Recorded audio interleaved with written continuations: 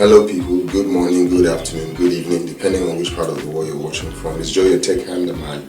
In today's video, we are going to continue in our series, shortcut video editing series that we have been doing these past few days. So in today's video in particular, we are going to look at filters in Shotcut. Filters is one of the functionalities of the Shotcut editor that you can use for a whole lot of things. So in today's video, I want to take you through all the filters and show you how you can use it to implement on your edit. Now, if today is the first time of you watching, please hit that subscribe button, turn on your notification, and of course like and drop a comment on the content so that any other time I drop, you'll be notified.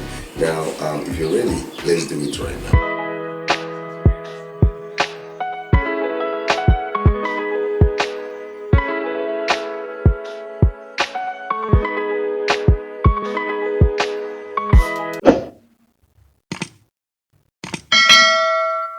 Okay guys, launch your Shotcut editor. It takes you here to the interface, and then here we are going to input the title of the video, the name of the video file we are going to edit. So in this case, I'm just doing Shotcut filter according to what we are going to do today. Once done, just click on start. It takes you here. The preview pane is empty, but we are going to populate it by bringing in, by clicking this place, open file, and then bringing in our media. So you can see the media is already playing. So the first thing you want to do is to drag your media into the playlist so you can have it on there. To be able to manipulate it, you have to click on this plus button to bring it onto the timeline. So once you have it on the timeline, you'll be ready to start the editing. So this is how it is on the timeline now. So the first thing we are going to do is to go to filters, click on it. Now this is where you add all the filters and be able to manipulate your video. Here is to add the filter, here is to remove, here is to copy a particular filter. If you have a preset, here is to paste. You go up, come down, or you cut, just like so. But we're going to click on the plus because we are adding. So here are like a list of all the filters that are available in the favorite section, the common filters. That is the brightness. To start with, once you click on it, it takes you to this place. So you can use the preset, that is to say, when you set the level of brightness, you can store it here so you can use it in another of your edits. But I prefer to use this particular the other method, this one that I use the level to push it wherever I want on each of my edits, you know. So in this case, if I drag it to the right, I'm increasing the brightness. As you can see on the video, the brightness is increased and the maximum is 200%, you know. And then if I play, this is how the video will look. So bright. Now if I drag it all the way to the left, you can see as I'm dragging, the brightness is out, and then at 0% there is nothing on the screen at all. So I'll have to just bring it back so you can see. So basically you use this bar to control the level of brightness you want on your video. You can always click here to restore to default. The default is 100%, you know, that is for that. And then you can use keyframes to as parameters to affect the brightness, but it's easier to use the level. That is why I prefer using the levels, you know, pushing it, pulling it to the right or to the left to increase or decrease accordingly.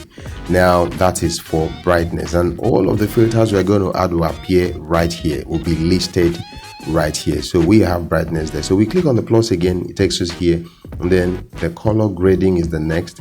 So once here, you can see there are actually 3 color modes. The first one right here is the shadows, which is the lift. The next one is the midtones, which is the gamma, and the highlights or the gains. Here is to increase the amount, you know, of whether lift, gamma, or gain that you want to add to increase the intensity basically. So for instance, if I move this small dot to any of the color ends like that, as I'm moving up, you can notice the change on the video.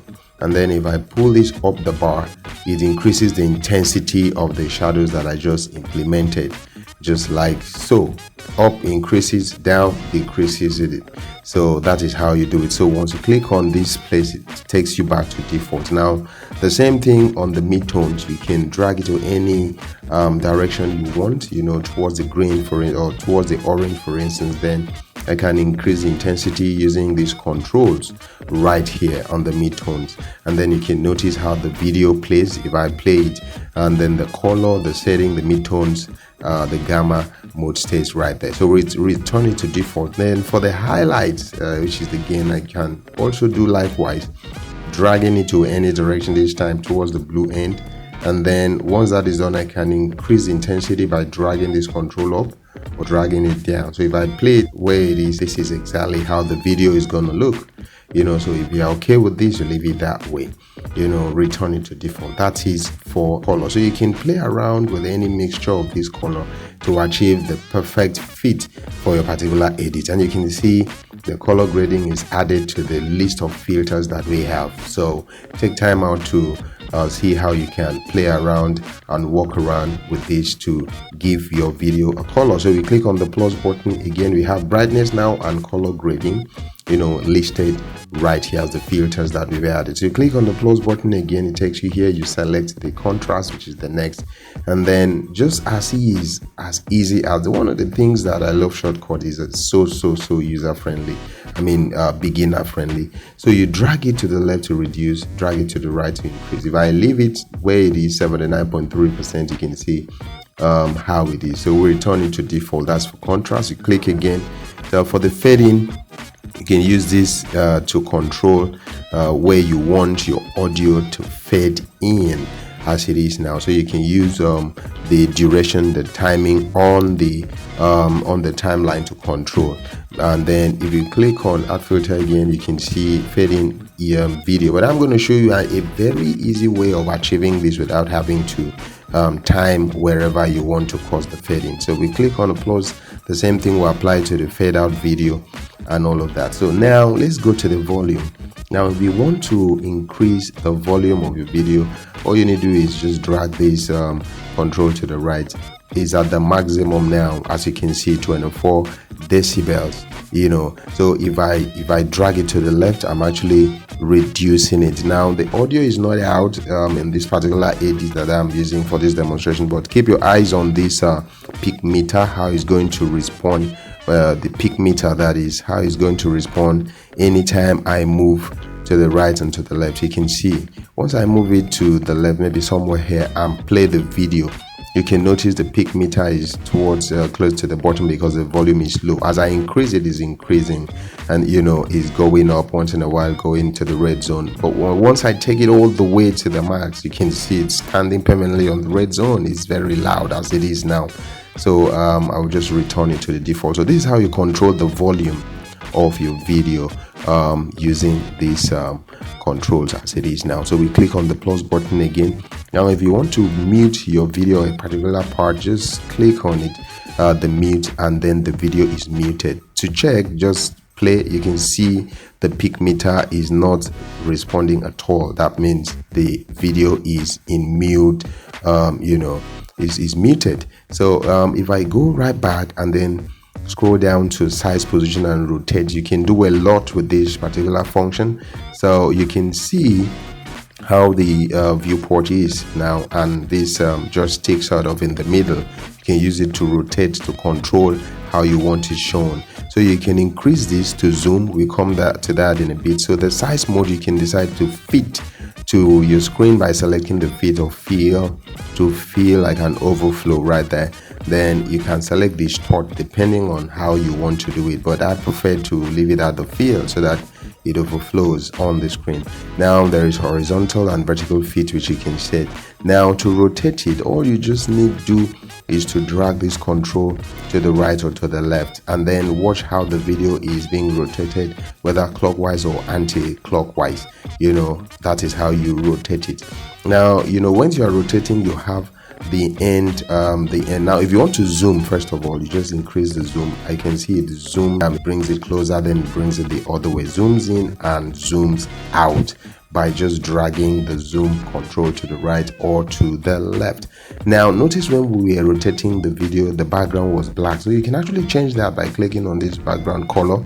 For instance, if I select this particular red, that I want to show at the background each time I rotate. Now once I drag it, the rotation, once I rotate the video this way, you can see the background color coming alive, red as it is. You can decide to use any color as a background once you decide to rotate your video so it doesn't look so odd with the black dark background. So quickly return it to default settings. So this is how, take a lot of time to see how you work around this to create a whole lot of things. Now if we go back to the filters and go to the text, if I just click on the text, you can see this box in here. You can use the controls on top to format your text. For instance, if I can just type in a box and then and then highlight it, the normal formatting like you would do in your Word document, the bold, the italics, the underline. You can change the font type right here. For instance, I can use WSNMT. I've changed that. I can decide to align it to the middle, to the right, and then all of that is achieved this simply. You can see if I play the video and the text stays where I kept it, just like so.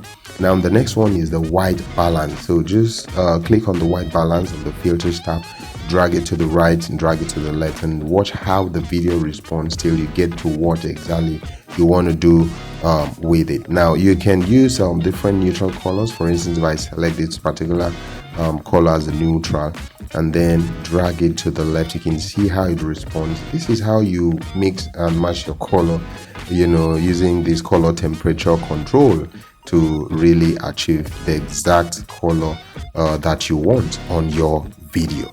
So guys, that is for that. Now if you want to the fade in or fade out, like I said, just toggle to the right, top right, and drag it out. You can see this space right here.